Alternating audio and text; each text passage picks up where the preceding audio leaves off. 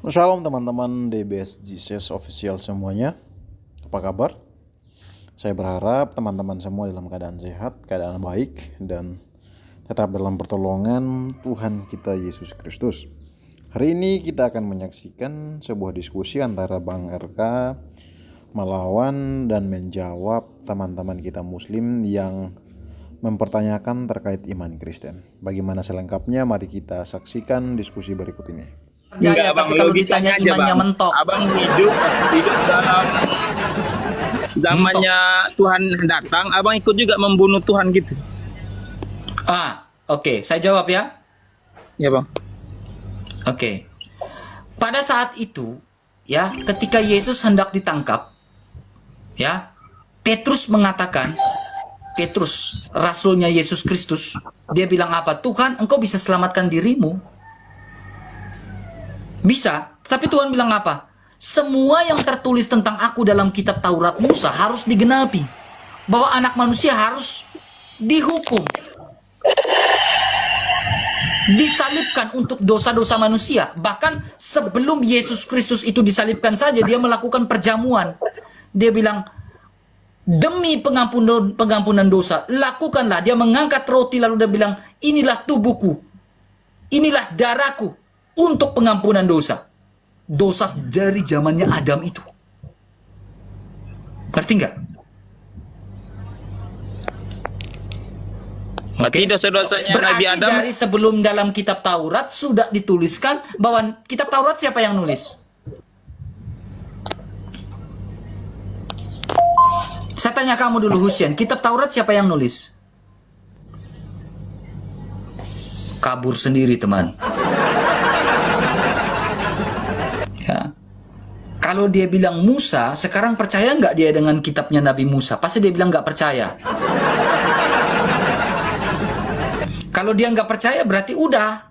Musa itu bukan nabinya dia. Ya, mereka akan mentok di situ, teman-teman. Ya, kitab Taurat siapa yang tulis? Mereka mau bilang Nabi Musa yang tulis. Mereka mau bilang bukan Nabi Musa yang tulis. Mereka maju kena, mundur kena di situ. Ujung-ujungnya mereka ambil posisi serong. Mereka bilang Taurat itu sudah dipalsukan. Jawaban mentok, tapi kita ambil lagi. Nah, ini data Taurat menurut sumber orang Yahudi sendiri. Ya, kita buka sumber orang Yahudi dalam Sefaria atau kitab Tanak dan lain-lain. Ya, bentok lagi, ini Taurat yang asli nih. Tertulis tentang ini, tentang Mesias harus disalibkan. Gak percaya lagi, teman-teman. Pokoknya itu palsu katanya. Ya. Kalau kita tanya, palsunya yang mana? Aslinya yang mana? Bingung, kabur. Itulah mereka, teman-teman. Lancar ya, lancar bertanya, ya. Lancar bertanya, tersendat saat bertanya, tersendat saat ditanya. Lancar bertanya, tersendat saat ditanya. Itulah mereka, teman-teman ya. Coba saya naikin lagi. Ya, sambil kita tunggu untuk ini ya. Teman-teman bantu tap-tap layarnya, teman-teman ya, bantu tap-tap layarnya. Oke. Yang bisa buka kamera ini siapa nih? Kita persilakan mereka tanya iman kita dulu. Oke. Arifah, silakan. Kita bantu tap-tap layarnya, teman-teman. Bantu share-share-nya, teman-teman ya. Halo Arifah, Kristen bukan? Islam, Bang. Silakan buka kameranya, teman. Ini cuma saya mau tanya saja ya, Mas Eka. Ya. Ini Mas Eka live atau lagi dakwah? Live? Ya, kita live di sini, Pak. Live TikTok atau lagi dakwah? Emang ini kelihatan seperti dakwah ya, Pak? Kalau dari sisi Islam, kayaknya menurut saya sendiri ya, menghujat. Menghujatnya yang mana, Pak? Silakan, Pak. Silakan tunjukkan datanya. Ini nggak perlu data ini Mas RK. Enggak, coba. Anda kan menuduh saya menghujat. Silakan, menghujatnya dari sisi mana, Pak? Silakan. Kata-kata yang Selalu mana, Pak? menjelek-jelekan Islam, maksudnya Iya, apa Nabi yang saya Muhammad, jelek-jelekan, Pak? Nabi Apa yang saya Muhammad, jelek? Kata-kata yang mana? Tuhan, atau putusan Mas RK ditanggapi oleh rekan-rekan Islam tadi tetap Tuhan Nabi Muhammad. Di situ sebuah statement atau sebuah pertanyaan, Pak? Itu kan Anda pernyataannya bisa bedakan gini, Pak. Anda pernyataannya bisa Mas bedakan. RK Anda sendiri bisa tadi. bedakan gini, Pak. Dengar baik-baik. Anda bisa bedakan mana statement, mana pertanyaan. Ya. Tadi kan Kalau Mas RK dengar baik. menjawab. Kalau pertanyaan itu saya selalu menggunakan apakah.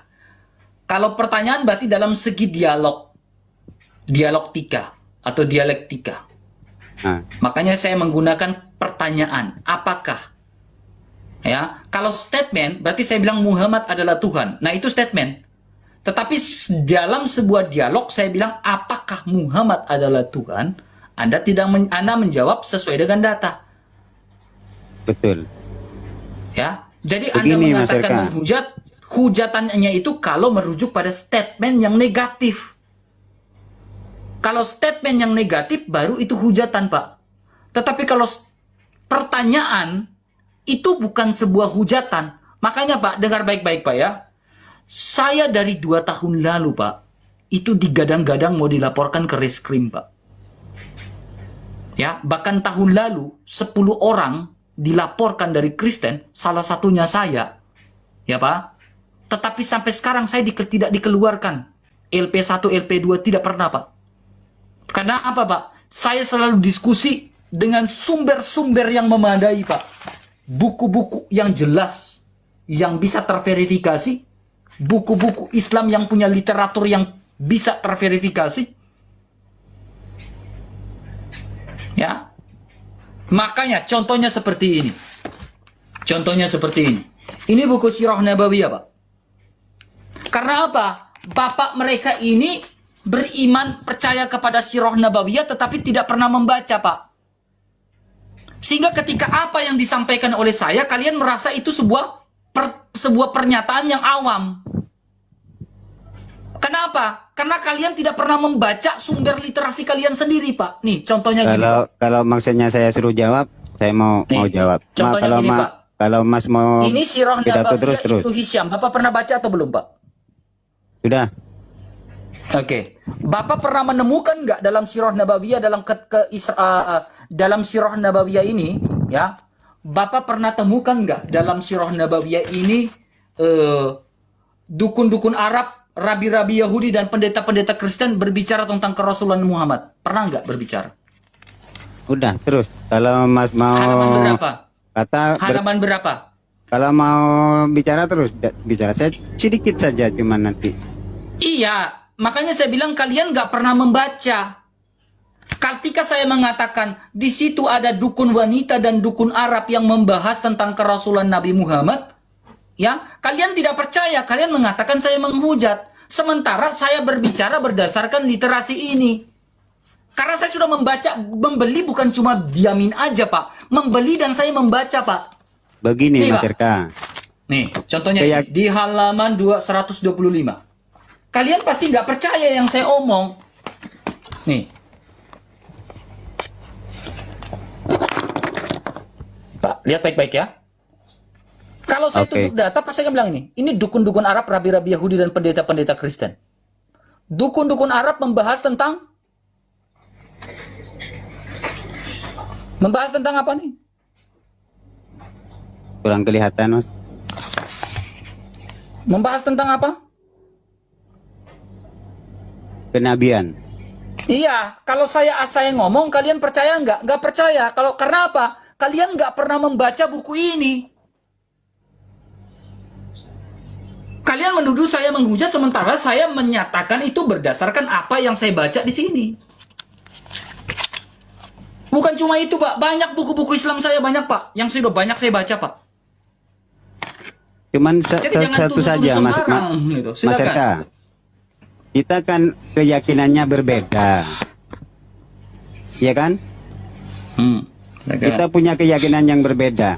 Kitab percaya sama Nabi Muhammad, bukan kita mempertuhankan Nabi Muhammad. Kita punya Allah, Nabi Muhammad utusan Allah yang sampai ke umat Islam itu melalui Nabi Muhammad. Itu saja Mas RK. Keyakinannya Ya, coba. Mas RK melalui Yesus. Ya udah. Ya, silakan. Tapi saya jangan- tanya. Kalau gitu Pak, sekarang saya tanya, apa definisi dari Tuhan Pak? Silakan. Definisi dari Tuhan yang menyembah, percaya, Berbakti. berbakti. Tapi dalam Oke. hal ini saya sudah banyak dengar ini Mas. Debat Mas ini udah banyak dengar saya di kuping nih. Berarti kalau saya percaya Nabi Muhammad, mempertuhankan Nabi Muhammad, bukan macam itu Mas RK. Tolong Terus gimana? dipahami. Jangan Coba, ya, silakan. Ya silakan jelaskan. Saya ingin jangan paham. Silakan jelaskan. dipelintir terus. Saya Kita- nggak pelintir Pak. Saya minta Anda untuk menjelaskan sekarang Pak. Ya itu Ada nggak saja. Saya sanggah. Enggak. Saya minta Anda jelaskan. Silakan. Itu saja. Tunjukkan literasinya itu Ah. kepada saya Pak. Kita Islam percaya sama Allah melalui Nabi Muhammad. Itu saja. Jangan bilang Nabi Muhammad Tuhan kami, bukan. Itu Oke. Rasul kami. Sujud berarti kita menyembah kepada siapa Pak? Kepada Allah. Kalau saya, ya, contohnya saya Pak, ya, contohnya saya Pak, ya, contohnya, Bapak lihat buku ini, ya, ini kan mereka berlutut dan sujud Pak ya, kami Betul. sujud kepada siapa? Yesus Kristus kan?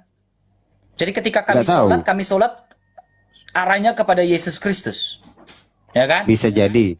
Bapak pernah nggak sujud seperti ini? Gak pernah. Ya, Bapak sholatnya bagaimana Pak? Salatnya Mas gak usah tanya, Mas sudah tahu salatnya orang Saya Islam. tanya, sholatnya gimana Pak? Sholatnya Ya ada karena sujud, orang ada Kristen pun sholat. ruku. Ada cara sholatnya Pak. Kita ada cara sholatnya Pak di sini Pak. Ada cara sholatnya Pak. Sekarang saya tanya Bapak, sholatnya itu bagaimana Pak? Salat saya itu semacam ada sujud, ada ruku, ada takbir. Itu saja. Ya. Macam Sholatnya itu, ke arah Mas. mana Pak? Ke arah kiblat. Ya. Apakah di kiblat itu ada Allah? Nah, inilah kita Kan di saya tanya. Iya, betul. Kita disuruh Apakah di kiblat itu ada Allah? kita disuruh sujud sama kiblat, Pertanyaan menghadap kan itu kan apakah? itu sudah dalam Mas Ika. Itu Iya, silakan kita jelaskan menghadap secara dalam. kiblat. Saya mau yang dalam seperti itu Pak, silakan. Kita menghadap kiblat bukan karena dalil atau semacam apa. Itu peraturan. Peraturan Kalau dari kita siapa, tak Pak? pakai peraturan, nanti sembahyang menghadap ke timur, ke barat, ke utara. Itu bukan kerukunan namanya. Cuman Gini, ini Pak, saja, yang saya mau tanya, turun, nggak Pak, mau panjang-panjang di sini pertanyaan Mas saya RK. itu simple, Pak. Pertanyaan saya simple. Saya- Bapak sholat, Bapak saya nggak kiblat ke mau- arah mana? Ke Mekah.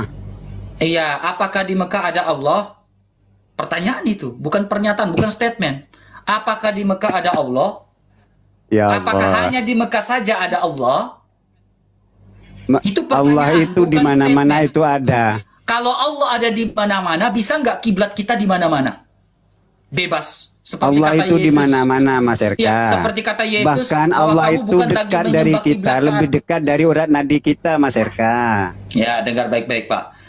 Ya, ketika kata Yesus, dia bertemu dengan salah seorang perempuan Samaria, ya. Orang Samaria dengan orang Yahudi itu berbeda kiblat, Pak. Ya, bahkan pandangan mereka tentang kitab-kitab Taurat saja itu berbeda, Pak. Ya, itu berbeda. Orang Samaria itu ada beberapa golongan-golongan Samaria tidak menerima kitab-kitab para nabi, tetapi mereka hanya menerima kitab Yahudi, kitab 4 Taurat itu. Ya. Ya, itu pandangan. Sehingga orang Samaria ini kiblatnya ke arah gunung. Sebuah gunung. Gunung dari kiblat orang Samaria ini namanya Gunung Gerizim. Kalau boleh tahu Percakapan agama antara apa itu? Dengar baik-baik. Mereka Agama ini apa itu?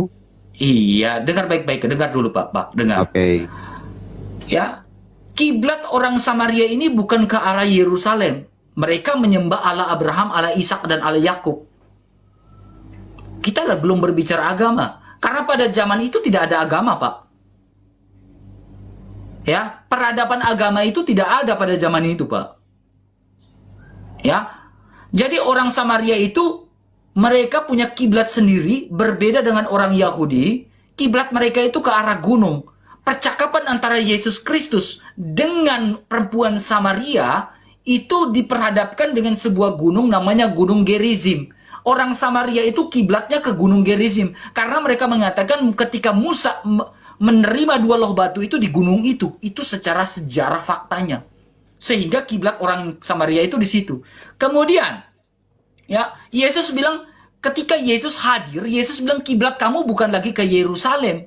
Kiblatlah kamu lagi bukan lagi ke Gunung Gerizim itu.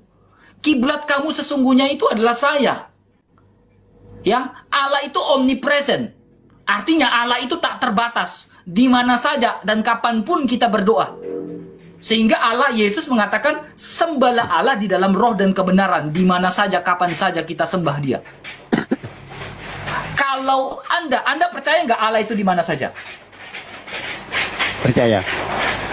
Oke. Kenapa kiblat Anda harus ke Mekah? Kalau Allah Anda, apakah Allah Anda itu hanya ada di Mekah? Kenapa nggak bebas? Aduh, hujan di sini. Silakan. Itulah yang tadi katakan. Itu bentuk kerukunan antar beragama. Saya nggak tanya itu, Pak. Bentuk kerukunan Kalau Allah antar ada di agama. mana-mana Maksudnya, saja, Allah itu tak maksudnya- terbatas dan ada di mana saja. Kenapa kiblat kalian harus ke Mekah? Pertanyaannya, apakah Allah ada di Mekah saja sehingga kiblat harus ada di Mekah? Oke, Itu Mas Erka. pertanyaan. Mas Erka, saya jawab. Mas Erka potong-potong selalu. Enggak masalah. Enggak jadi masalah. Saya mau turun saja, Mas Erka. Enggak jadi nih. Saya mau tanya enggak jadi. Saya mau jawab dipotong. Mau dijawab dipotong. Gimana saya mau Jawab. menerangkan, Mas Erka? Udah ya, Jawab, cuman jawab, saya jawab. menggarisbawahi. Jangan ngambekkan, Pak. Silakan jawab. Jangan ngambekkan. Kita sesama beragama, tolonglah hormati agama sebelah, gitu saja. Mas Erka, saya mau turun saja. Percuma debat sama Mas Erka, tak ada menangnya, tak ada putusnya. Ya, silahkan keluar kalau tidak mampu memberikan pertanggungjawaban iman. Begini teman-teman muslim, kalau kalian mau berdiskusi di room-room Kristen, artinya kalian harus siap ditanya dan siap memberikan jawaban. Jangan kalian mau hanya bertanya dan terus bertanya, namun pertanyaan kalian itu pertanyaan-pertanyaan yang lawas, pertanyaan-pertanyaan yang sudah sering kali kami dengarkan. Cobalah memberikan pertanyaan-pertanyaan yang baru. Nah, di sini Bang RK telah memberikan pertanggungjawaban iman dengan baik, hanya sangat disayangkan teman-teman muslim malah kabur. Ketika mereka diberikan jawaban dan jawaban itu tidak bisa dibantah lagi, mereka hanya bisa mengelak dan kalau sudah tidak tahan lagi, mereka kabur. Inilah yang sering kita lihat pola yang digunakan oleh muslim. Mereka tidak mampu menjawab, mereka kabur. Karena mereka mau hanya bertanya dan terus bertanya. Teman-teman, inilah yang menarik tentang kekristenan. Kami selalu memiliki jawaban atas setiap pertanyaan yang diajukan. Hal ini disebabkan bukan karena kami mencari-cari jawaban, melainkan di dalam Alkitab tersedia triliunan jawaban untuk menjawab kalian. Jadi tidak mungkin sebagai orang Kristen kehilangan jawaban atau tidak memiliki jawaban untuk menjawab kalian. Kita berbicara tentang penyaliban.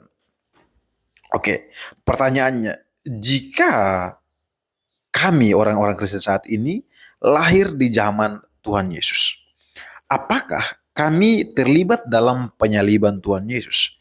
Ini pertanyaan yang menarik, tetapi sayangnya pertanyaan ini sudah sering kali ditanyakan. Jawabannya seperti ini. Sebelum Yesus Kristus lahir ke dunia ini ya, dikandung oleh Maria dan dilahirkan, sebetulnya sudah ada cerita panjang yang mengawali semuanya itu. Yesus Kristus telah dinubuatkan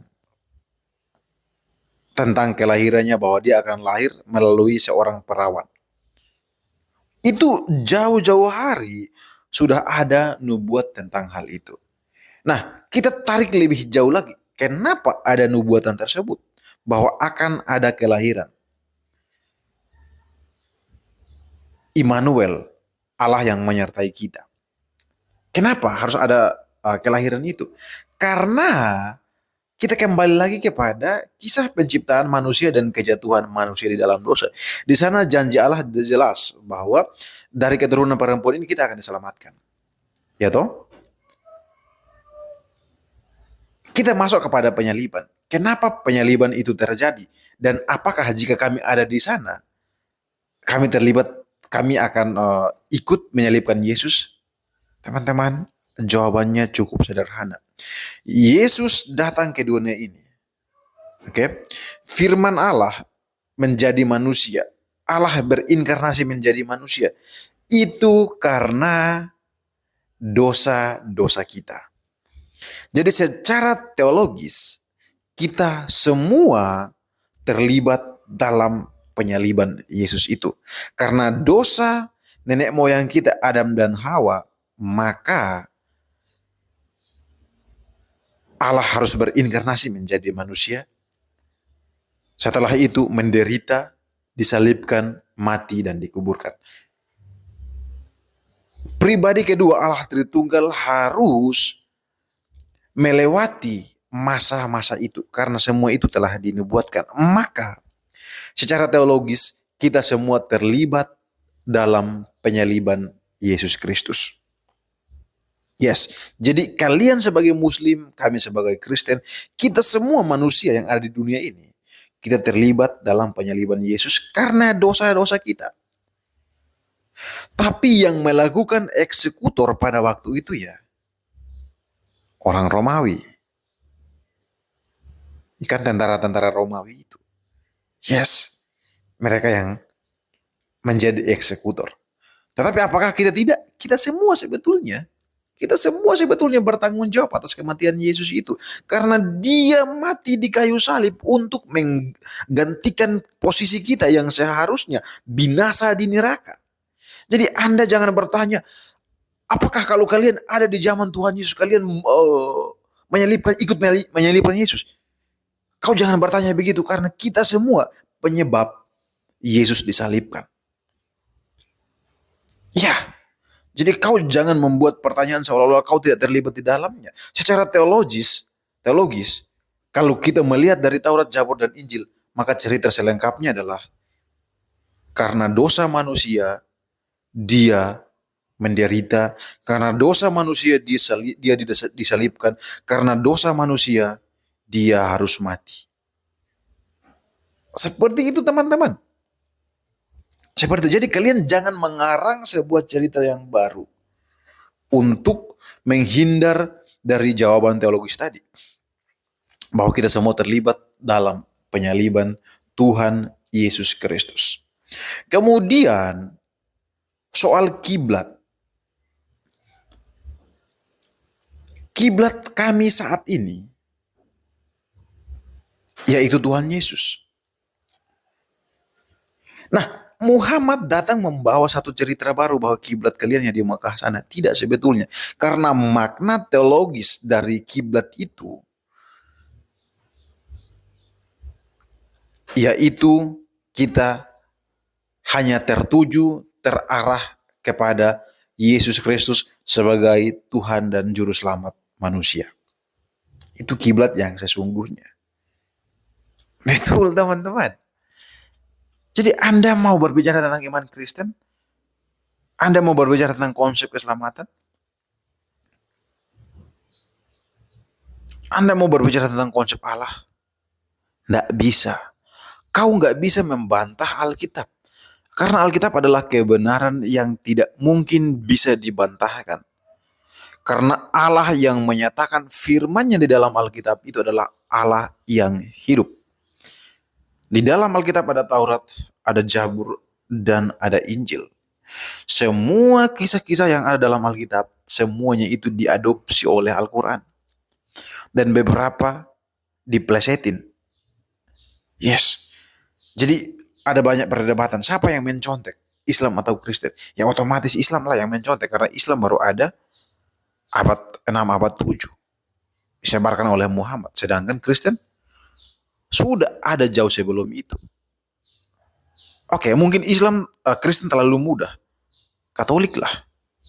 Oke. Katolik sudah ada. Kalau kalian tidak mau lagi Katolik, Yudaisme udah ada yang memegang Taurat itu. Dan di dalam Taurat jelas-jelas menubuatkan tentang kedatangan Yesus Kristus sebagai Mesias. Tetapi kenapa mereka, orang-orang Yahudi, menolak Tuhan Yesus? Karena bagi mereka, yang datang sebagai Mesias itu seharusnya membebaskan mereka secara politik.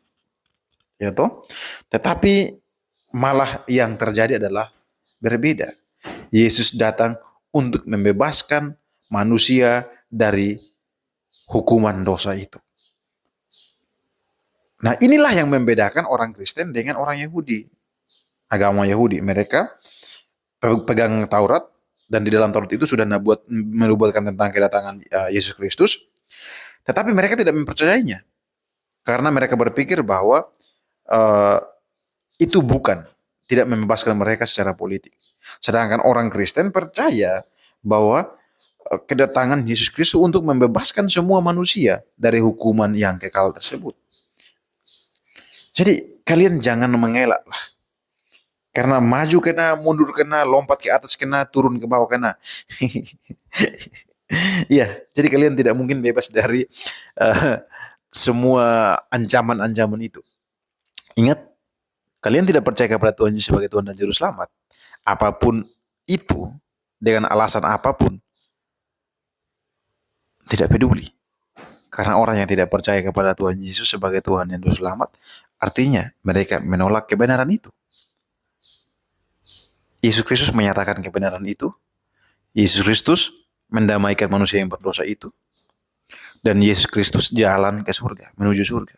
Jadi kalian menolak semuanya itu, lengkap sudah kalian kekal di neraka. Sekian teman-teman yang dapat saya sampaikan. Tuhan Yesus memberkati.